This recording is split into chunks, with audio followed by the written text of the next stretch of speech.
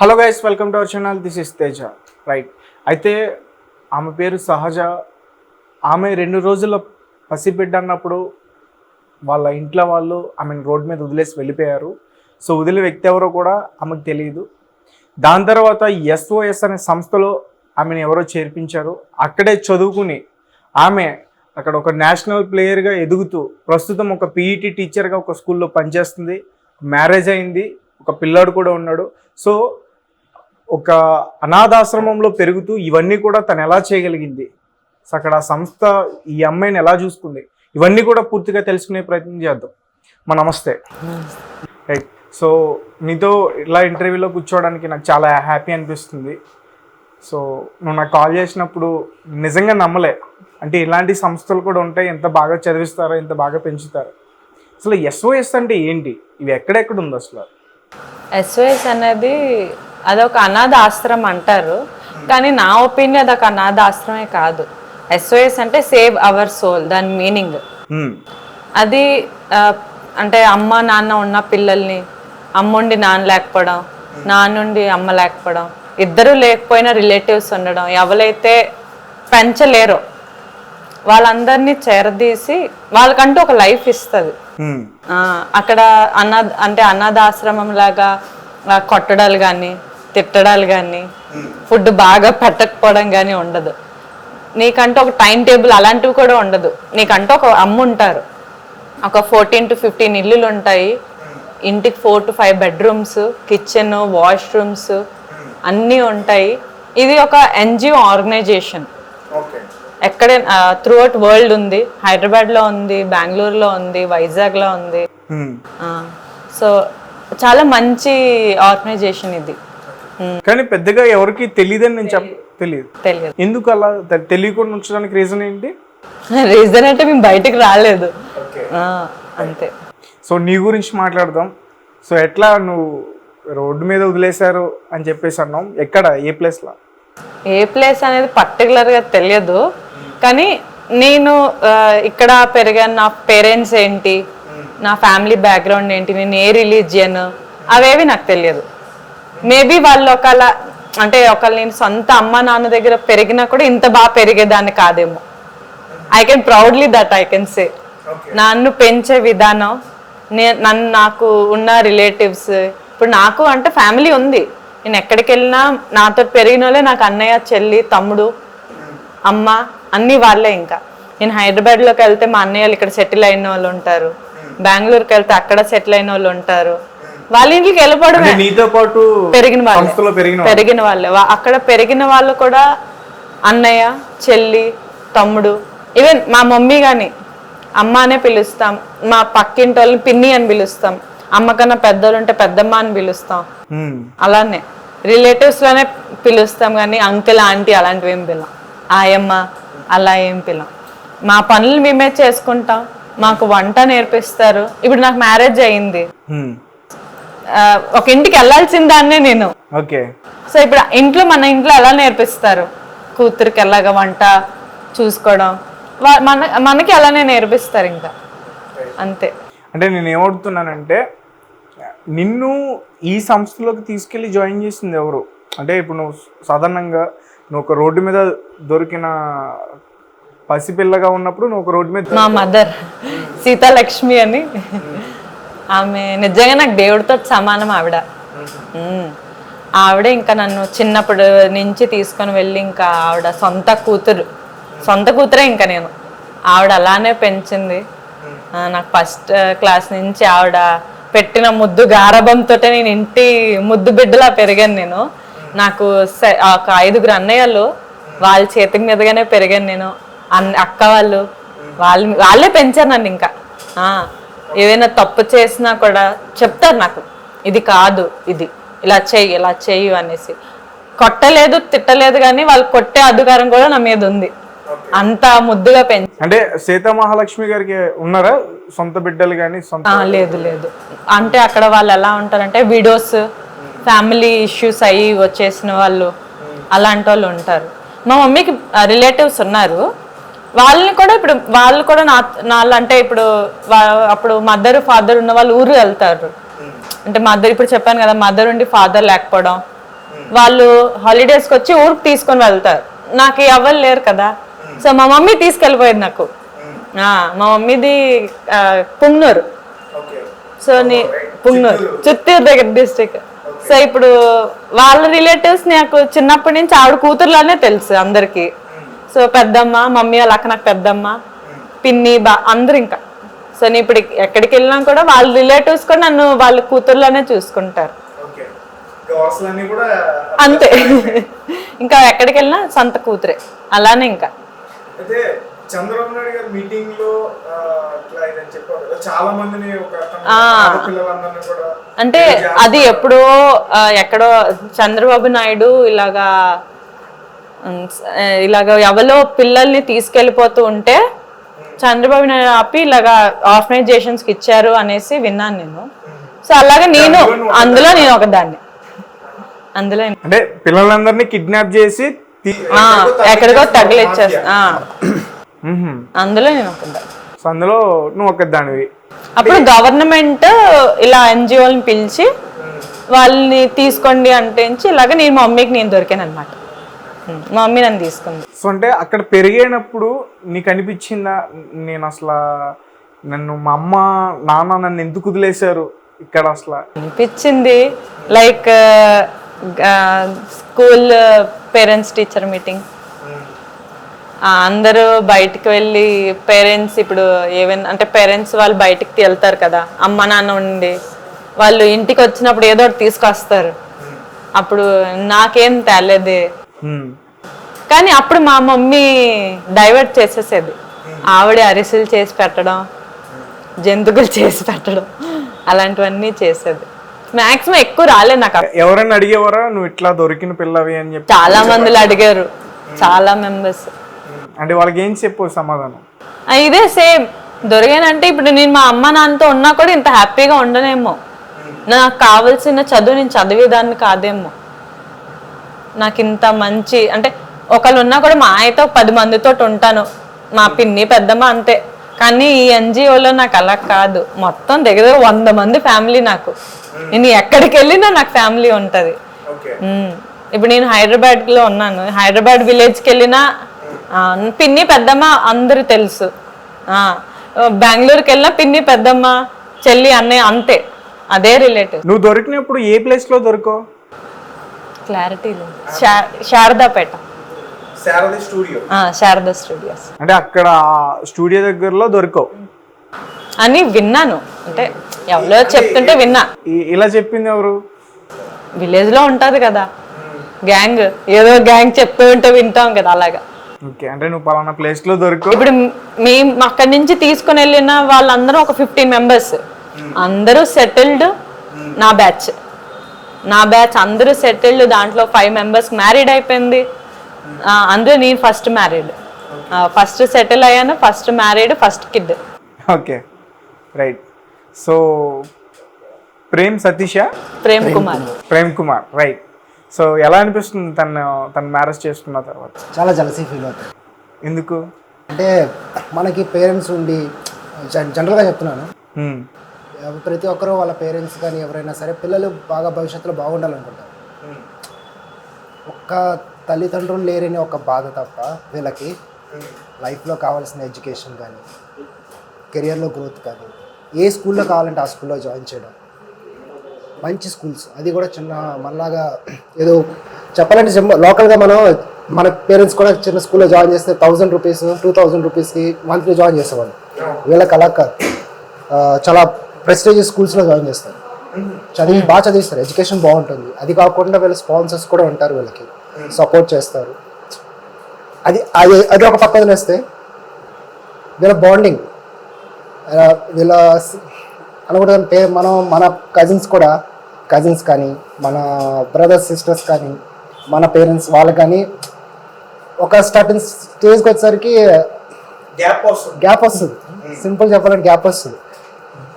అప్పుడప్పుడు వీళ్ళ కజిన్స్ ఇంటికి వెళ్తుంటాను, నేను కజిన్సే అంట, I never say they are all offence, they are real cousins. Bonding అనేది వీళ్ళ దగ్గర నేర్చుకుంటాను. బ్రదర్ అండ్ సిస్టర్ ఎలా ఉండాలి, చాలా నాకు అనిపిస్తుంది. నాకు ఎంతమంది మరదలు ఉన్నారు, ఎంతమంది బావలు ఉన్నారు, నాకు చాలా సరదాగా ఉంటుంది. ఎప్పుడైనా వెకేషన్కి వెళ్ళినా కూడా పండగలకి పబ్బాలకి కానీ వీళ్ళ దగ్గరికి వెళ్ళిపోతుంటా. అయితే సహజాన్ని మ్యారేజ్ చేసుకోవడానికి రీజన్ ఏంటి? సహజాన్ని మ్యారేజ్ చేసుకోవడానికి రీజన్ అంటే క్వశ్చన్ అడిగిచ్చారా? లేదు లేదు, జస్ట్ కిడి. సహజాన్ని మ్యారేజ్ చేసుకోవడానికి రీజన్ ఏం లేదు. నేను చూసిన చాలామంది అమ్మాయిల్లో లోపల ఏదో భయం ఉంటుంది. నాకు ఎలా ఉండాలనిపించింది అంటే నేను కొంచెం పెరికొస్తాను. ఏదైనా పని చేయాలంటే 10 సార్లు అటు ఇటు ఆలోచిస్తాను. నాకు వచ్చే పార్ట్నర్ అయినా ధైర్యంగా ఉండాలని, బ్రేవీగా ఉండాలని చెప్పుకున్నాను. నేను చాలా బ్రేవ్, చాలా అంటే చాలా బ్రేవ్. సో అది నాకు బాగా నచ్చింది. సో సరే ఇంకెందుకు, ఇంట్లో అయినా సరే ఫైట్ చేసి పెళ్లి చేసుకున్నాను. మా డాడీకి చెప్పాను. మా డాడీ నుంచి ఫస్ట్ షాక్ అయ్యారు. ఏంటి నీకేమైనా సరదానా, కట్నం ఇచ్చే వాళ్ళు చేసేవాళ్ళు మనం ఒక క్యాస్ట్లో 3 మంది అంటారు, నువ్వేనా కందుకూరు వీరేశలింగం అనుకుంటున్నానండి. మా రిలేటివ్స్ కూడా చాలామంది అన్నారు. అయితే నేను అన్నాను, చూడు నేను కట్నం కోసం చేసుకోవట్లేదు, నాకు నచ్చింది తను చేసుకోవాలనుకుంటున్నాను. సో తను చెప్పి డాడీకి తీసుకెళ్ళాను. చూసి షాక్, ఎందుకంటే మా మదర్ నాకు చిన్నప్పుడు ఎక్స్పైర్ అయిపోయారు. తను చూడడానికి అలాగే ఉంటుంది. గిట్ట నేను వాళ్ళ మదర్లా ఉంటాను, ప్రింట్ దిగుతాను వాళ్ళ మమ్మీని. చూడగానే అందరూ షాక్.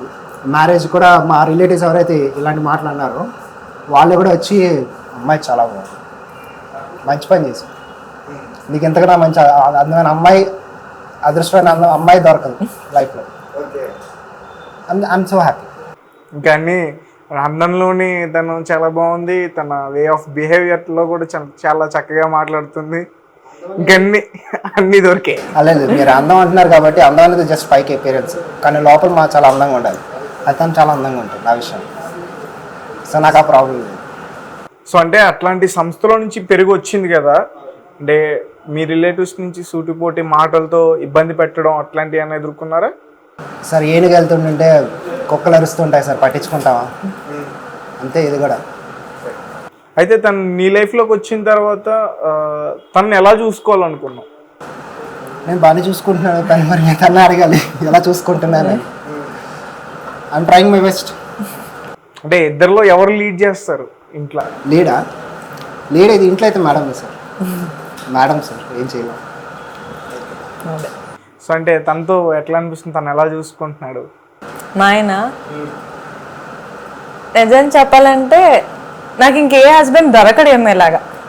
ఒకవేళ నేనే లవ్ చేసి ఒక 10 years లవ్ చేసి ఆయన నమ్మి నేను వెళ్ళిపోయినా నాకు దొరకడేమో.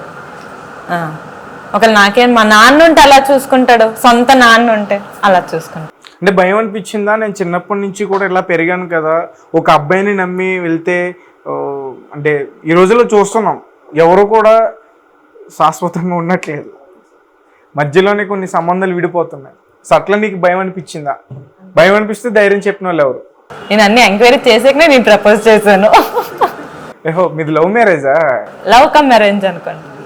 యాక్చువల్లీ నాకు ఎవరు లవ్ చేయలేదు, అది ఏమో మరి ఎవరు చేయలేదు నాకు. యాక్చువల్ బేసిక్గా నేను తిన ఫ్యామిలీని చూశాను. ఇప్పుడు నాకు ఫ్యామిలీ లేదు, నాకేం కావాలి? ఫ్యామిలీ కావాలి. తిను ఒక మూవీ చేస్తున్నా, అందులో నేను ఒక మెంబర్ని. సో నేను ఇంకా చూశాను the way he's leading the team. నాకు ఇంకేం కావాలి? నాకు అదే కావాలి కదా. చాలా బాగా వెళ్తున్నారు. సరే ఫైన్ డే నేను అడిగాను, పెళ్లి చేసుకుంటావా? ఏమీ అడగలేదు, డైరెక్ట్గా అడిగాను, పెళ్లి చేసుకుంటావా అని. యాటిట్యూడ్ చూపెట్టాడు అప్పుడు, చిన్న యాటిట్యూడ్ చూపెట్టాడు. మీ మమ్మీని అడుగు అనేసి. వాళ్ళ మమ్మీని అడుగు? మా మమ్మీని. అప్పటికే నా గురించి ఫుల్ తెలుసు, మొత్తం చెప్పాను నేను. అయినా మీ మమ్మీని అడుగు. ఈ లవ్ అనేది ఇద్దరు మనుషుల మధ్య జరిగేది, పెళ్ళి అనేది 2 కుటుంబాల మధ్య జరగాల్సింది. పాప పెద్దవాళ్ళు మాటలు వాళ్ళు ఒప్పుకోకుండా మనం చేసుకొని ఏం చేస్తాం? సో తర్వాత మనం మాట్లాడదాం. సో నేను అదే చెప్పాను. మరి ఒప్పుకున్నారా ఇద్దరు పెద్దలు కూడా? నేను విత్ ఇన్ 5 minutes మా మమ్మీని పిలిచి నాకు ఈ అబ్బాయితో పెళ్లి చేయు, నాకు నచ్చాడు అనేసి చెప్పాను. మా మమ్మీ సరే అన్నది. అప్పటికే నాకు పెళ్లి సంబంధాలు చూస్తున్నారు, వస్తున్నాయి మంచి. సో చూస్తున్నారు ఇంకా మమ్మీ ఇంకా మమ్మీ అబ్బాయిని అప్పటి నుంచి ఎక్కువ మాట్లాడలేదు. ఇంకా మమ్మీ సైడ్ వదిలేస్తాం. మమ్మీ ఒప్పుకుంటే చేసుకుంటాను, లేదంటే ఇంకా లైట్. అయితే నువ్వు SOSలో పెరుగుతున్నప్పుడు నీ గురించి అంటే నిన్ను వదిలేసిన పేరెంట్స్ ఎంక్వైరీకి రావడం, నీ గురించి అడగడం అట్లా రాలే. ఎప్పుడైనా అంటే నైట్ పడుకున్నప్పుడు కానీ ఎప్పుడన్నా అసలు ఆ థాట్స్ మనకి రానివ్వరు. The way you're growing up there నీకు ఆ థాట్సే రావు అస్సలు. అంటే సహజంగా పిల్లలందరూ పడుకున్నప్పుడు మాట్లాడుకుంటారు కదా, మా నాన్న ఎవరు, మా అమ్మ ఎవరు, మనల్ని ఎందుకు వదిలేశారు. నాకు ఎప్పుడు ఆ థాట్స్ రాలే. నేను ఎప్పుడు మా అమ్మ పక్కనే పడుకుండేదాన్ని, మా అమ్మని పట్టుకొనే పడుకుండేదాన్ని. నాకు ఎప్పుడు ఆ థాట్స్ రాలే. ఒక్కసారి కూడా రాలే. ఆ థాట్స్ రానివ్వరు నీకు ఆ విలేజ్లో. ఆ ఎన్విరాన్మెంట్ అలా ఉంటుంది. అంటే నేను ఒకసారి వెళ్ళి చూసాను అనమాట, ఎలా ఉంటుంది ఏంటి SOS అంటున్నారు ఏంటి అని. చూస్తే నాకు అనిపించింది ఒక విలేజ్, కంప్లీట్గా ఒక modern village with wifi facility, education, library, sports అంతా దగ్గర ఒక 12 acres 10 acresలో ఉంటుంది ల్యాండ్. అక్కడ ఒక 14 to 15 హౌసెస్ ఉంటాయి. మొత్తం ఎన్విరాన్మెంట్ కూడా చాలా బాగుంటుంది మీకు. అంటే నేచర్ కానీ మొత్తం ఫ్రెష్ ఆక్సిజన్ కానీ అంతా బాగుంటుంది అక్కడ ఏరియాలో. అక్కడ గ్రో అవుతున్నారు వీళ్ళంతా. సో అందుకే చెప్పాను, జలసీ ఫీల్ అవుతున్నానని చెప్పాను కదా దాని గురించి. ఇప్పుడు మామూలుగానే కాదు, ఇప్పుడు పెళ్ళి అయిపోయింది తినతోటి ఇంకా మాకు అవసరం లేదు అని కూడా ఉండదు. మీరు ఎప్పుడైనా వెళ్ళచ్చు విలేజ్కి, ఎప్పుడైనా విజిట్ అవ్వచ్చు. విజిట్ అయినప్పుడు నన్ను ఒక ఇంటమ్మాయి తినొక బావ అంటే ఇప్పుడు మీ ఇంటికి వెళ్ళారు అనుకోండి, అలానే ఇప్పుడు మీరు వెళ్ళారు అనుకోండి, ఇంటికి పెద్ద బావ మరదలు వచ్చి ఆడుకుంటారు. సేమ్ ఇంటికి వెళ్తే మా అల్లుడు వచ్చారు, అల్లుడికి చేయాల్సిన మర్యాద అవతే అంతే. అంటే అదొక కొత్త ప్రపంచం అన్నట్టు. అంటే మీకు సాంప్రదాయాన్ని ఏం మిస్ అవ్వరు, అన్ని ఫాలో అవుతారు, బాగుంటుంది. ఇంకా అక్కడ ఉంటే ఇంకా అమ్మ ఒకవేళ నిజంగా అక్కడ అలవాటు అయిపోతే సొంత అమ్మ నాన్న గుర్తుకు రారు. ఒకవేళ ఉన్నారని తెలిసినా కూడా మీకు మహా అయితే ఏదో సెలవులకి వెళ్ళేసి వచ్చేస్తున్నారు, మళ్ళీ ఇక్కడికి వచ్చేస్తారు. ఫుడ్ కానీ లేదంటే ఎడ్యుకేషన్ కానీ హై లెవెల్లో ఉంటాయి. అది కాకుండా కొట్టరు తిట్టరు. అంటే ఎక్కడి నుంచి వస్తాయి ఫండ్స్ అన్ని కూడా మీకు అట్లా? స్పాన్సర్స్ అంటే ఎవరైనా వచ్చు. ఫర్ ఎగ్జాంపుల్ మీరు నేను కానీ ఎవరైనా స్పాన్సర్షిప్ చేయొచ్చు. ఒక మెంబర్ ఒక అమ్మాయిని తీసుకోండి, దత్తత తీసుకోవచ్చు. దత్తత అంటే తన ఎడ్యుకేషన్, తన కంప్లీట్ ఎడ్యుకేషన్, ఒక ఆడపిల్లని ఎడ్యుకేషన్ కానీ తర్వాత మ్యారేజ్. మీరు ఇచ్చిన మనీ అంతా మాకు ఒక 23 years తర్వాత మా లైఫ్ మేము సెటిల్ అయ్యాం, మాకు పెళ్ళి అయిపోయింది అన్నప్పుడు ఇస్తారు. దాన్ని CMG అంటారు. వాళ్ళు అకౌంట్లో వేస్తారు, దానికి ఇంట్రెస్ట్ కలుపుకొని వాళ్ళకి అమౌంట్ ఇస్తారు. నీకు ఎంత వచ్చింది అమౌంట్ చెప్పు. 3 lakhs వరకు వచ్చారు. 2 lakhs. ఎవరు నీకు అట్లా చేసింది? చాలా మెంబర్స్ ఉన్నారు. నేను చిన్నపిల్లని కదా, అప్పటి నుంచి చాలా మెంబర్స్. పేరు చెప్పకూడదు కానీ, చెప్పకూడదని కాదు చెప్పచ్చు. కృష్ణబాబు గారు కృష్ణబాబు గారు IAS ఆఫీసర్. తర్వాత ఇప్పుడు health chairman, health commissioner, AP health commissioner. తర్వాత మీకు అంటే వాళ్ళు వచ్చారు మా మ్యారేజ్కి వచ్చారు. మ్యారేజ్కి వచ్చినప్పుడు మా బాబుని చూశారు, చాలా సొంత బిడ్డలా చూసుకుంటారు. ప్లస్ లాయర్ ఉన్నారు నాకు. ఆ తర్వాత AU ప్రొఫెసర్ ఉన్నారు. అంటే ఒకరైనా కాదు, ఒక బాబుని కానీ ఒక పాపని కానీ 4-5 స్పాన్సర్ చేయొచ్చు. అలా మధ్యలో వదిలేరు. ఇప్పుడు కృష్ణబాబు అంకుల్ ఉన్నారు, నాకు సొంత కూతురులానే చూసుకున్నారు. సొంత కూతురు. మా అక్క, ఆయన కూతురు రమ్య అక్కనే, ఆ అక్క వెడ్డింగ్ లో నాకు డ్రెస్ ఇచ్చారు. అది ఇప్పటికీ నాకు సరిపోతుంది. అది 14,000 ఉంటుంది ఒక డ్రెస్. ఇప్పుడు అది 2011 కాదు 2009. అంటే సొంత బిడ్డకి అలాగా. ఇప్పుడు అక్క చెల్లికి ఎలాగా ఉంటది, సేమ్ అక్కకి ఎంత తీసారు నాకు అంతే తీసారు. నేను వాళ్ళ ఇంటికి వెళ్ళాను, అన్ని అంకుల్ నాకు ఎలా చూసుకుని, అంకుల్ ఇంకా నాకు ఒక ఫాదర్ లానే అంతలా చేసుకున్నారు. నా కొడుకు పుట్టినప్పుడు వచ్చారు. రైట్.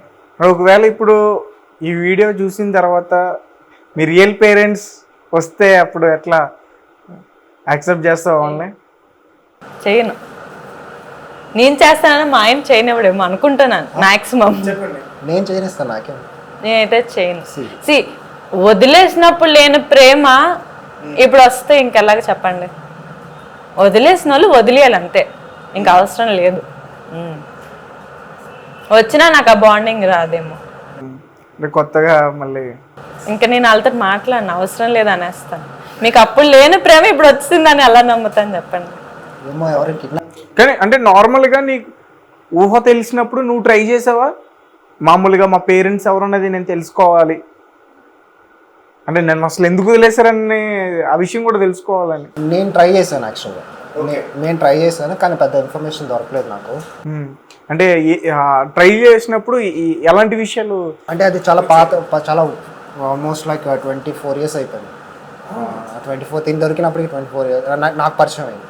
సో నేను ట్రై చేశాను కానీ అంత మనకి సోర్స్ దొరకదు. ఆ టైంలో రికార్డ్స్ లేవు, మీకు రికార్డ్ మెయింటైన్ చేసేది లేదు. ఇప్పుడు అంటే మనకి కొంత సిస్టమ్స్ డిజిటల్ జరుగుతుంది కానీ అప్పుడు అంత లేదు. చూద్దాం, ఒకవేళ దొరికితే మంచిదే, హ్యాపీయా. అంటే ఏదైనా ఊరు వెళ్ళడం కానీ ఏదైనా స్టేట్ వెళ్ళడం కానీ అట్లా చేశారని? లేదు సార్, నేను అంత అదే మనకేమైనా సోర్స్ దొరికితే మనం ట్రై చేయొచ్చు. ఎప్పుడో రెడీ ఉందంటే వెళ్తాను డెఫినెట్గా. ఒక సర్ప్రైజ్ ఇద్దాం అన్నట్ట. నా పేరు నుంచి ఇప్పుడు ఉన్నాను అంటే అన్ని మా మమ్మీయే. నా పేరు కానీ డేట్ ఆఫ్ బర్త్ కానీ ఇప్పుడు సహజ అంటున్నానంటే మా అమ్మే. ఇంకా నాకు ఇంకా అన్ని ఆవిడే పెట్టింది. ఆవిడదే సర్నేము, ఆవిడదే క్యాస్ట్, ఆవిడ పెట్టిన డేట్ ఆఫ్ బర్త్, ఆవిడ పెట్టిన చెప్పాలంటే ఆవిడ పెట్టిన భిక్ష నేను అంతే ఇంకా. అయితే అంటే ఇలా బయటకు వచ్చి ఇలా నాకు ఇంటర్వ్యూ ఇస్తున్నారు కదా, అంటే దేని గురించో తెలుసుకోవచ్చా? SOS గురించి నేను చెప్పాలని చెప్పేసి ఆ రోజు అన్నా. యాక్చువల్గా నేనైతే సజెస్ట్ చేస్తాను. తల్లి అంటే ఇద్దరు లేరని కదా, అమ్మ నాన్న లేరని కదా, ఒక తండ్రి ఉండి బిడ్డను చదివించుకోలేకపోతున్నాడు, బాగా చూసుకోలేకపోతున్నాడు, మంచి చదువు చెప్పలేకపోతున్నాడు, అలాంటి వాళ్ళు కూడా వాళ్ళు తీసుకురావచ్చు. ఒక తల్లి ఉంది, తను ఒక్కరితే ఉంది, కష్టపడుతుంది, తను కూడా చూసుకోలేకపోతుంది, తను చదివించడానికి కూడా తీసుకురావచ్చు. అక్కడ జాయిన్ చేయొచ్చు. మీరు డైరెక్ట్గా SOSకి వెళ్ళొచ్చు. ఒక ఫామ్ తీసుకొని ఫిల్ చేసి వాళ్ళు ఎంక్వైరీ చేస్తారు, బ్యాక్గ్రౌండ్ వెరిఫికేషన్ చేస్తారు. దేంట్లో అయినా బ్యాక్గ్రౌండ్ వెరిఫికేషన్ కంపల్సరీ. అది వాళ్ళు చూసుకుంటారు. ఒకవేళ డెఫినెట్గా ఇక్కడ లేకపోతే, ఒకవేళ స్పేస్ లేకపోతే వేరే SOS పైన మూవ్ చేస్తారు. ఎక్కడైనా ఇండియా మొత్తం ఉంది ఆల్మోస్ట్. తను చెప్పిన తక్కువ ప్లేసెస్ కానీ నాకు తెలిసి తిరుపతి, తర్వాత మనకి బెంగళూరులో, కర్ణాటకలో కూడా చాలా స్టేట్స్ ఉన్నాయి, చాలా ప్లేసెస్లో ఉన్నాయి. తమిళనాడులో ఉంది అండ్ ఢిల్లీలో ఉంది, వరల్డ్ ఉంది. ఇది ఏంటి అసలు మెయిన్ కాన్సెప్ట్ ఏంటంటే విడోస్ అంటే అమ్మ నాన్న లేని పిల్లలకి ఒక అమ్మని ఇద్దాం. అంటే విడోస్ అంటే పిల్లలు లేని వాళ్ళకి, విడిపోయిన వాళ్ళని మనం అంటాం. ఇప్పుడు మామూలుగా ఇప్పుడు ఫ్యామిలీ బ్యాక్గ్రౌండ్ లేకపోయినా కొన్ని మందులు ఏవైనా చేసి పెద్ద ఏజ్ వాళ్ళకి ఒక 60 వరకు అదే ఆర్ఫనేజ్, దాంట్లో మీరు మనీ కట్టక్కర్లేదు, ఏమీ అవసరం లేదు, మీరు వచ్చి జాయిన్ అయితే చాలు. దాంట్లో మీకు ఏమీ హింసేం పెట్టారు అంటే అదొక మంచి ఆర్గనైజేషన్. మీకంటే ఒక దారి చూపిస్తుంది అంతే. మీరు ఒక నలుగురికి అమ్మ అవుతారు అంతే, తల్లి లేని తల్లి అవుతారు. నేను సజెషన్ చేయాలంటే ఎవరికైనా ఎలాంటి వాళ్ళకి చేయను? విడోస్కి కానీ లేకపోతే ఏదైనా ప్రాబ్లమ్స్లో ఉన్నా. కాదండి, మీరు చెప్పాలంటే మీరు సజెస్ట్ చేయాలనుకుంటే ఒకవేళ వాళ్ళకి ఏ సపోర్ట్ లేదు ఫైనాన్షియల్గా కానీ, అంటే ఫైనాన్షియల్గా కానీ రిలేటివ్స్ కానీ ఇలా సపోర్ట్ లేని వాళ్ళు కానీ ఉంటారు కొంతమంది. వాళ్ళకి తోడు కావాలి, పిల్లలు కావాలి, కానీ మన ఈ రోజుల్లో కష్టం. అలాంటి వాళ్ళకి మీరు సజెస్ట్ చేస్తే వాళ్ళకి పిల్లలు దొరికినట్టు ఉంటుంది, ఒక భవిత కూడా దొరుకుతుంది, ఒక లైఫ్ దొరుకుతుంది, లైఫ్ కూడా దొరుకుతుంది. అలాంటి వాళ్ళకి మీరు ట్రై చేయొచ్చు. నేను డెఫినెట్గా సపోర్ట్. రైట్.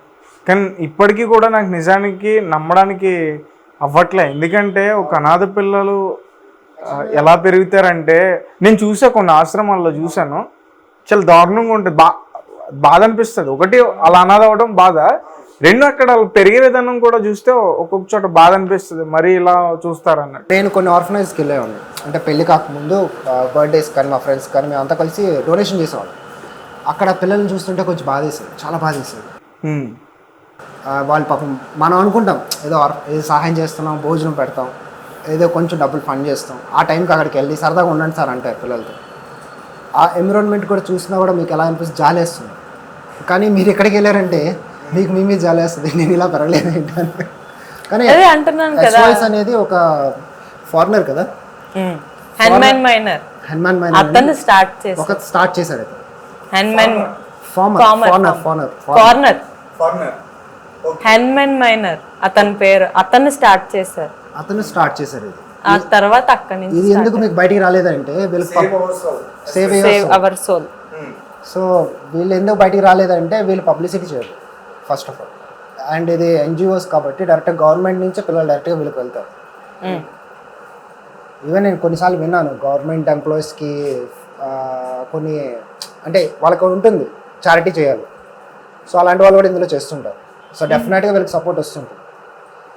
సో మీకు అలాంటి విషయం ప్రాబ్లం ఉండదు. మీకు ఎడ్యుకేషన్ కంటూ ఒకరు ఉంటారు. ఇప్పుడు నార్మల్గా ఇప్పుడు మిడిల్ క్లాస్ ఎక్కడ చదివిస్తారు పిల్లల్ని? మాక్సిమం అయితే గవర్నమెంట్ స్కూల్స్ లో చదివించుకుంటాం. నేను ఒక కళింగలో చదివాను. I studied in Kendriya Vidyalaya INS Kalinga. Okay, చాలా పాపులర్ అది. అందుకే చెప్తున్నాను. I studied in Kendriya Vidyalaya INS Kalinga. Okay, అంటే స్కూలింగ్ అంతా అక్కడేనా? అంతా అక్కడే up to my 10th. College బులే కాలేజ్. బులే కాలేజ్ కూడా ఫేమస్ కాలేజ్, మంచి ఎడ్యుకేషన్, మంచి. ఆ తర్వాత నేను D.Ed చేశాను కడప JN కాలేజ్. అది కూడా వాళ్ళు మీకు పర్సంటేజ్ బట్టి వాళ్ళే జాయిన్ చేస్తారు. దానికి కూడా మీకు పాకెట్ మనీ వేస్తారు, ఫుడ్ మనీ వేస్తారు ఫుడ్డింగ్కి, అవన్నీ వేరు. మళ్ళీ PG హాస్టల్ ఫెసిలిటీ ఉంటుంది, ఫండింగ్ వస్తుంది, అవన్నీ వేరు. మళ్ళీ మీకు విజిటర్స్ ఉంటారు, వచ్చి చూస్తూ ఉంటారు మీరు ఎలా ఉంటున్నారు, ఏమైనా మీకు ప్రాబ్లం ఉందా కాలేజ్ నుంచి, ఏమైనా మీకు ఫస్ట్ వెళ్ళి విజిట్ చేస్తారు, మీకు కాలేజ్ నచ్చిందా లేదా. ఇప్పుడు నీకు ఎన్ని ఇయర్స్? 24. ఓకే, సో ఆల్మోస్ట్ 24 ఇయర్స్కి ఇప్పుడు నువ్వు ఒక తల్లివి, నువ్వు ఒక టీచర్వి. మీకు కరికులర్ యాక్టివిటీస్ కూడా ఉంటాయి అదే విలేజ్లో. అంటే Sunday Saturdays mathematic classes.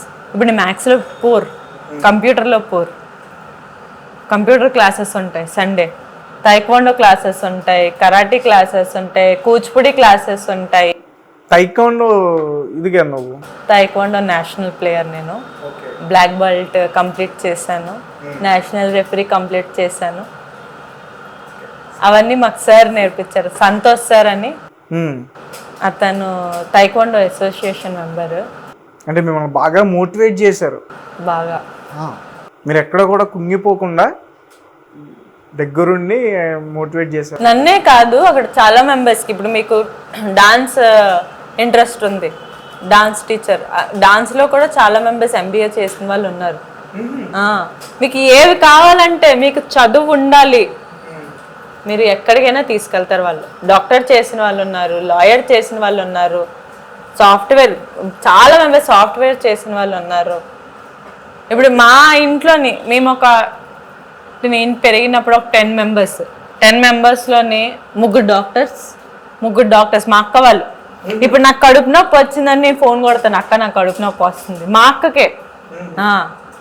Doctors set అయిపోయారు వాళ్ళు, డాక్టర్స్ చదివిన వాళ్ళు ఉన్నారు, సాఫ్ట్వేర్స్ ఉన్నారు.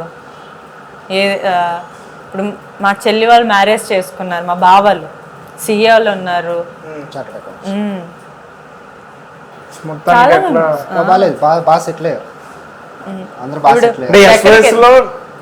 వెళ్ళడం నీ అదృష్టం. ఇంకా నువ్వు అక్కడికి వెళ్ళావంటే నీకు లైఫ్ సెట్ అయ్యింది, చేంజ్ అయిపోద్ది. కొంచెం అంటే హోప్ ఉండాలి మనకి, అంతే. మనకి హోప్ ఉంటే ఆటోమేటిక్గా అన్ని. ఇప్పుడు అందరూ తెలుగు ఉండరు కదా, కొంతమంది అమాయకులు ఉంటారు, వాళ్ళ పరిస్థితి ఏంటి? వాళ్ళకి కూడా వీళ్ళకి ఒక పిల్లలు వీళ్ళే కాదు, మెంటల్ గా డిసేబుల్ ఉన్న వాళ్ళకి కూడా ఉంటారు. అంటే ఎలా వాళ్ళకి ఎట్లా చూస్తారు? అది సెపరేట్ స్కూల్స్ ఉంటాయి కదా, అది వాళ్ళే చదివిస్తారు. వాళ్ళు చేసుకోవడానికి, టేక్ కేర్ చేసుకోవడానికి సెపరేట్గా ఉంటారు. అదంటే అదే ఒక ఆర్గనైజేషన్ కాదు, అది ఒక ఇల్లు అంతే. ఇప్పుడు మామూలుగా మేము పెరిగే విధానం వేరు, మామూలు ఫ్యామిలీ పెరిగే విధానం వేరు. అంటే నేను వాట్ ఐ సీ, ఇప్పుడు నాకు ఇప్పుడు మామూలుగా పెరగడమే కాదు, ఇప్పుడు నాకు మనీ హెల్ప్ కావాలన్నా మా అన్నయ్యలు చేస్తారు. ఏదైనా ఇప్పటికీ మా ఆయన అప్పుడప్పుడు అదే కొల్లుకుంటూ ఉంటాడు. తిడుతుంటాను చెప్పకుండా స్విగ్గీ నుంచి ఆర్డర్ చేసుకుని. ఇప్పుడు నాకు ఆకలి వేస్తుంది, నా దగ్గర మనీ లేదు, అన్నయ్య నాకు ఆకలి వేస్తుంది, 2 నిమిషాలు నా ఇంటి దగ్గరికి వచ్చేస్తుంది. నాకు ఇప్పుడు 5,000 కావాలి, షాపింగ్కి వెళ్ళాలి, అన్నయ్య 5,000 కావాలి, మళ్ళీ ఇవ్వచ్చు చెల్లి అని కూడా అడగరు. అంటే అంత బాండింగ్ వచ్చేస్తుంది. ఎవరి పిల్లలో తెలియదు, ఎక్కడి నుంచి వచ్చామో తెలియదు. కలిసారు. నేను ఒక్కొక్కసారి లిటర్గా ఫోన్ చేసి తిట్టాల్సి వస్తుంటుంది, మీరు డబ్బులు ఇచ్చి చెడగొడుతున్నారు, ఎందుకు మీరు ఫుడ్ ఆర్డర్. నేను మా ఇంట్లో చిన్న ముద్దు బిడ్డని, మా ఇంట్లో నేను ఈవిడికి ఒక్కోసారి వంట చేయడానికి బద్దకం అనమాట, ఆర్డర్ పెట్టేస్తుంది. నేను బయట ఫుడ్ నేను తిన్నాను, నాకు ఇంటి ఫుడ్ అలవాటు, ఆర్డర్ పెట్టుకొని తినేస్తుంది. అంటే ఆమె ఇంటి ఫుడ్ తిని ఆర్డర్ పెట్టుకోండి, ఆర్డర్ పెట్టుకొని తినేస్తుంటుంది. నేను ఏమి హెల్ప్ కావాలన్నా ఏమనలేను నేను, వాళ్ళు నేను ఏమనలేను, ఈవిడ అడిగిందని చేసేస్తారు. నాకు అనిపిస్తుంది అసలు నేను కదా చేయాల్సిందే, భర్తగా నేను చూసుకోవాలి, ఏమైనా కావాలన్నా షాపింగ్ కావాలని నేను ఇవ్వాలి, పాకెట్ మనీ నేను ఇవ్వాలి, నేను కదా ఇవ్వాల్సింది. లేదు డైరెక్ట్గా అడిగేస్తుంది. అంటే ఇలా ఫీల్ కూడా అవ్వరు మా అన్నయ్యలు, అయ్యో మా నా దగ్గర లేవురా అంటే, లేవంటే లేవని చెప్తారు, ఉంటే ఉన్నాయని చెప్తారు. ఇప్పుడు నేననే కాదు, యాజ్ ఏ మా హస్బెండ్గా అడిగినా సపోర్ట్ చేస్తారు, మా చెల్లి మా ఆయన్ని అడిగినా మా ఆయన సపోర్ట్ చేస్తారు. ఇప్పుడు నాకు ఒక 2-3 చెల్లెళ్ళు ఉన్నారు, వాళ్ళకి మ్యారేజ్ అయింది. ఇప్పుడు మా ఇంకో చెల్లెళ్ళు ఉన్నారు, హాస్టల్లో ఉంటారు, వాళ్ళకి ఎక్కడికైనా పాపం వెళ్ళాలనిపిస్తుంది, అక్క 200 అక్క, వెంటనే వేసేస్తాను, మళ్ళీ ఇవ్వరా నేను ఇచ్చాను కదా నీకు అప్పుడు అని మాత్రం అడగం, ఎందుకంటే నాకు అవసరం ఉన్నప్పుడు వాళ్ళు నాకు అలానే వేస్తారు. నాకు ఒక డౌట్ వచ్చింది, అంటే ఒకవేళ మ్యారేజ్ అయిపోయిన తర్వాత మీకు ఈ ఎస్ఓఎస్లో చదువుకున్న ఆడపిల్లలకు కానీ మగ పిల్లలకు కానీ మ్యారేజ్ అయిపోయిన తర్వాత ఇబ్బందులు అయితే దాని తర్వాత ఎట్లా? వాళ్ళే సాల్వ్ చేస్తారు, విలేజ్ వాళ్ళే సాల్వ్ చేస్తారు. ఎందుకంటే నేను విలేజ్ ప్రకారంగా వెళ్ళాను. ఇప్పుడు మా హస్బెండ్కి నేను చేసుకున్నానంటే 16 పేపర్స్ నింపితే కానీ నేను మా ఆయన్ని పెళ్లి చేసుకోలేదు. మా ఆయన్ని పోలీస్ వెరిఫికేషన్ తీసుకున్నారు. అంటే ఇతను ఎలాంటోడు, ఏం చేస్తాడు, ఇతను అలవాట్లేదు మీద ఏమైనా కేసులు ఉన్నాయా? మెడికల్ వెరిఫికేషన్ చేయించాను. మెడికల్ వెరిఫికేషన్ కూడా చేయించారు. లేదు మంచిది, అది కరెక్ట్ చేయించాము. ఆ తర్వాత మా వాళ్ళు పర్సనల్లీగా వీళ్ళ ఇంటికి వెళ్ళి చూశారు, చుట్టుపక్కల అందరినీ అడిగారు, అన్నీ ఓకే అయ్యాయి, చేసుకున్నాం. అంటే నాకు ఇంత క్రమశిక్షణగా ఉంటుందా అంటే అయ్యో ఇంతవరకు పెంచాను కదా పెళ్లి చేసి పంపించేద్దాము అన్నది మాత్రం కాదు. ఆ తర్వాత నువ్వు ఎన్ని కష్టాలు వచ్చినా కూడా వీళ్ళు ఉంటారు నీకు, ఎస్వైస్ పరంగా చేసుకుంటే. లేదు నాకు ఎస్వైస్ ఇంకా సపోర్ట్ అవసరం లేదు, నేను ఈ అబ్బాయితో వెళ్ళిపోతున్నాను అంటే వెళ్ళిపోవచ్చు. ఆ తర్వాత విలేజ్ నుంచి మాక్సిమం నీకు సపోర్ట్ రావద్దు, కానీ ఇస్తారు షెల్టర్ లాగా ఇస్తారు. షెల్టర్లా ఇవ్వరు, సపోర్ట్ చేస్తారు నీకు. నువ్వు ఏదన్నా పోరాడితే నీకు దానికి, కానీ మీకు మాక్సిమం అంతవరకు తీసుకెళ్లరు. ఎందుకంటే ఇప్పుడు వీళ్ళు హ్యాండ్ ఒకళ్ళు సపోజ్ ఇప్పుడు నన్ను కొట్టాడు అనుకోండి, ఎప్పుడు కొట్టలేదు, కొట్టాడు అనుకోండి, ఒక్క ఫోన్ చాలు, నేను మా అన్నయ్యకి ఫోన్ చేస్తే చుట్టూ ముట్టేస్తారా? అంతే, ఎస్ఓఎస్ అంతా దింపుతారు అక్కడ. ఎస్ఓఎస్ అని కాదు, మా అన్నయ్యలు నాకు ఎక్కువ, మా అన్నయ్యలు ఎక్కువ బాండింగ్ అనమాట. ఇప్పుడు మా ఆయన బెంగళూరు వెళ్ళాలంటే మా అన్నయ్య ఇంట్లోనే ఉంటాడు. మా అన్నయ్య ఎంత మర్యాద చేస్తాడంటే మా బావ వచ్చాడు, మా చెల్లి బావ వచ్చాడు, మీకు శ్రీమంతం అక్కడే చేస్తారు. నా శ్రీమంతం అక్కడే జరిగింది, ఎస్ఓఎస్లోనే. నా శ్రీమంతం ఎస్ఓఎస్లోనే జరిగింది, నా అన్నప్రాసన ఎస్ఓఎస్లోనే జరిగింది, నా కొడుకుది కూడా నేను అక్కడే చేయించాను. నామకరణం అది కదా, నామకరణం కూడా. జశ్వీర్ కార్తికేయన్. ఓకే, అంటే జశ్వీర్ కార్తికేయ అంటే ఏమైనా ఉందా రీజన్? లేదు, అంటే మేము జశ్వీర్ అన్నది మమ్మీ పెట్టిన పేరు, మా ఆయన కార్తికేయన్ అని పెట్టారు. అంటే మాకు కులదైవం సుబ్రహ్మణ్య, సో ఆయన పేరు మా ఫ్యామిలీ అందరి పేర్లు ఉంటాయి. నా పేరు కూడా అంతే, ప్రేమ్ కుమార్. ఆయన కుమార్ అనేది కార్తికేయన్. నాది ఇప్పుడు కే సహజ. సో మా వాడికి కూడా అలాగే కార్తికేయన్ పెట్టుకున్నాను. అంటే అక్కడ నార్మల్గా ఇప్పుడు మతాలు ఉంటాయి కదా, అక్కడైనా డివైడ్ చేస్తారు అట్లా? అలా లేదు, Christian, అలా అంటారని చెప్పి జస్వీర్ అని చెప్పి జస్వీర్ సింగ్ మీరు అనుకోవచ్చు. నార్త్ ఇండియన్, కార్తికేయన్ తమిళియన్, మలయాళీ అలా సెంటర్ ఏమీ వచ్చేసి ఎస్వైఎస్ లో అలానేం లేదు. ఇప్పుడు అక్కడ ముస్లిమ్స్ ఉంటారు, క్రిస్టియన్స్ ఉంటారు, హిందూస్ ఉంటారు. ఉంటారు, ఉన్నారు కదా. ఆల్రెడీ ఒక మదర్ క్రిస్టియన్ పిల్లలందరూ వాళ్ళకే వెళ్తారు. హిందూస్, నేను హిందూని, మా మమ్మీ హిందూ పిల్లలందరూ మా ఇంటికి వస్తారు. ముస్లిం ఒక ఆంటీ ఉందనుకోండి, ముస్లిం పిల్లలందరూ అక్కడికి వెళ్తారు. కానీ అందరూ కలిసే ఉంటాం. సండే వస్తే మంచిగా తింటాం, ఆడుకుంటాం, పడుకుంటాం. రైట్. అయితే నిజంగా నిన్ను వాళ్ళు చాలా బాగా పెంచారు, అంటే బాగా మోటివేట్ చేశారు నీకు. అంటే ఎక్కడ కూడా ఎలాంటి సిచ్యువేషన్లో కూడా నువ్వు వెనకడిగేయకుండా ఆ నేచర్తో పెంచారంటే నాకు చాలా హ్యాపీ అనిపిస్తుంది. అండ్ రైట్, ఇప్పుడు నువ్వు ఈ వీడియో చాలామంది చూస్తారు. సో వాళ్ళందరికీ చూసే ఇప్పుడు ఇలా బాధపడుతున్న వాళ్ళకి, ఫైనాన్షియల్గా ప్రాబ్లమ్స్ ఫేస్ చేస్తున్న వారికి, ఇంట్లో నుంచి పారిపోయి వచ్చేసిన వాళ్ళకి, ఇంట్లో నుంచి గెంటేసిన వాళ్ళకి, పెళ్ళైపోయి మధ్యలోనే వదిలేసిన వాళ్ళకి, వీడియోస్కి, వాళ్ళందరికి కూడా ఒక విషయం చెప్పాలంటే నువ్వేం చెప్తావు? ఎస్వైఎస్ అన్న స్తంభస్తుంది మీకు. ఎప్పుడు వచ్చినా డోర్ తీస్తుంది. ఎలాంటి సిచ్యువేషన్ వచ్చినా కూడా మేము అంటూ ఉంటాం. ఎలాంటి పిల్లలైనా అమ్మ వదిలేసి, నాకు చాలా మెంబర్స్ అంటే అదే ఇక్కడ బీచ్లోని గాంధీ తాత వేసి కూర్చుంటాం. అలాంటి వాళ్ళు కూడా అదొక సమస్య, చాలా మంచిది. మీకు మధ్యలోనే వదిలేదు. మీకు అంటే మెంటల్గా టార్చర్ పెట్టరు, ఫిజికల్గా టార్చర్ పెట్టరు. మీరు మంచి పొజిషన్ తీసుకొని వచ్చి వదులుతారు. అబ్బాయిల్ని కూడా ఒక 14 years తర్వాత అబ్బాయిలు వేరేగా చేసేస్తారు అమ్మాయిల నుంచి. ఎందుకంటే అప్పుడే వాళ్ళు గ్రో అవుతుంది కాబట్టి. మీరు ఎంత ఇదైనా కూడా ఒక చెల్లి, అన్నయ్య, తమ్ముడు, ఇదే అక్కడ మీకు బాండింగ్. లవర్స్ అలాంటి ఫీలింగ్స్ రావు మీకు. చెల్లి, అన్నయ్య 14 years వాళ్ళకంటూ వేరేగా సపరేట్ చేస్తారు వేరే దగ్గరికి.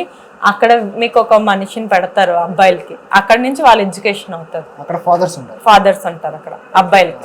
ఇక్కడ మాకు మదర్స్ ఉంటారు, అంతే. రైట్. సో అంటే ఇట్లానే చాలా మందికి కూడా మీరు హెల్ప్ చేయాలని నేను మనస్ఫూర్తిగా కోరుకుంటున్నాను. అండ్ వన్స్ అగైన్ నిన్ను ఎవరైతే తీసుకున్నారో దత్తత సీతా మహాలక్ష్మి గారికి చాలా థ్యాంక్ యూ. సో నిజంగా నువ్వు ఇంత మంచిగా పెరిగా ఉంటే నాకు ఇప్పటికీ నమ్మబుద్ధి అవ్వట్లేదు. అంటే ఎందుకంటే ఇందాటి నుంచి కూడా నేను చెప్తున్నా, ఒక అనాథ అంత ఇదిగా అంటే సహజంగా మేమే అలా పెరగలే. నేనే చెప్పాను కదా, మేమే అలా పెరగలే. గోల్ ఉంటుంది కానీ ఏమవ్వాలనేది తెలియదు. కానీ మీరు అన్ని కూడా ఫుల్ఫిల్ చేస్తారు. యాక్చువల్గా తిను కూడా టైకాండో వెళ్ళేటప్పుడు వాళ్ళ మదర్ ఒక స్టోరీ చెప్పాను నాకు.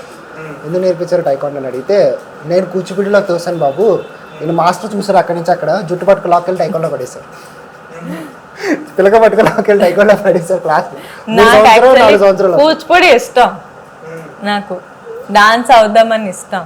నేను అక్కడ చేసే యాసాలు బట్టి మా సార్ నన్ను టైకాండోలో పడేశారు.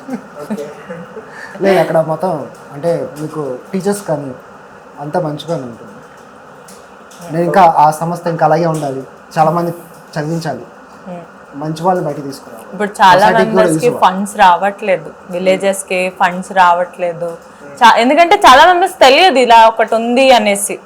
అవును, చాలా మెంబర్స్ కి తెలియదు, పిల్లలకి ఫండ్స్ రావట్లేదు. సో అందుకని వాళ్ళ ఎడ్యుకేషన్ కొంచెం ప్రాబ్లం అవుతుంది ఫండ్స్ రాకపోతే విలేజెస్ కి. సో అందుకనేసి ఐ హోప్ ఈ వీడియో చూసైనా చాలా మెంబర్స్ మనసు మార్చుకొని మా విలేజ్కి కొంచెం సపోర్ట్ చేస్తారనేసి. ఖచ్చితంగా చేస్తారు. సో దానికి ఎగ్జాంపుల్ నువ్వే. ఇంత చక్కగా చదువుకొని ఇంత మంచి జాబ్ తెచ్చుకుని ఇంత మంచి మీకు గ్యారంటీ ఇస్తారు. గ్యారంటీ ఇవ్వకలేదు. చాలా మెంబర్స్ మీరు స్టార్టింగ్లోనే చూడొచ్చు, ఇలాగా ఎస్వైఎస్ జాయిన్ అవ్వగానే ఒక 6 monthsలోనే మార్పులు వస్తాయి. అంటే మన బిహేవియర్లోనే మీకు అక్కడ బూతులు ఆడాలి కానీ, కొట్టుకోవడాలు కానీ, తిట్టుకోవడాలు కానీ అవన్నీ అవ్వవు. అలా అనేసి పిల్లల్ని కూడా కొట్టరు, పిల్లల్ని కొట్టరు, తిట్టరు. చెప్పే విధానంలో చెప్తారు. ఒక 2-3 times చెప్తారు. చాలా పేషెన్స్ ఉంటాయి మదర్స్కి. ఓకే, అంటే మనకు కూడా హెల్త్ ఇష్యూస్, మనమంతటా మనమే చేంజ్ అవుతాయి వాళ్ళ పేషెంట్స్. మీకు హెల్త్ ఇష్యూ కానీ ఏవైనా కూడా, హెల్త్ ఇష్యూస్ వచ్చినా కూడా తీసుకెళ్తారు హాస్పిటల్కి. వాళ్ళే తీసుకెళ్తారు. స్కానింగ్ కానీ అంతా కూడా హైటెక్ ఉంటుంది అక్కడ. నేను చాలా అంటే మనకి ఎందుకులేమో మన చేదరించుకోరుగా. అంటే తిను పెరిగింది కాబట్టి తను చెప్తుందంటే నమ్మచ్చు నమ్మకపోవచ్చు. నేను చూశాను, నేను బయట పోయింది, నా మాట నమ్మచ్చు కదా. నేను ఫిజికల్గా చూశాను నేను చాలాసార్లు. ఈవెన్ మన మిడిల్ క్లాస్ వాళ్ళు అంత ఎఫర్ట్ చేయలేం.